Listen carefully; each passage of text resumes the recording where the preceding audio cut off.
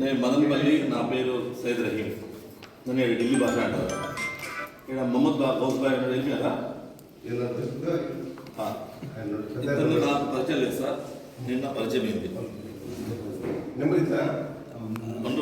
అతను నా పరిచయం ఫస్ట్ టైం నిన్న అయింది సార్. మాట్లాడతామంటే అతను అడిగారు, నువ్వు ఎక్కడ ఉంటావు, ఏది అని. నేను ఢిల్లీ, మదనపల్లిలో ఢిల్లీ.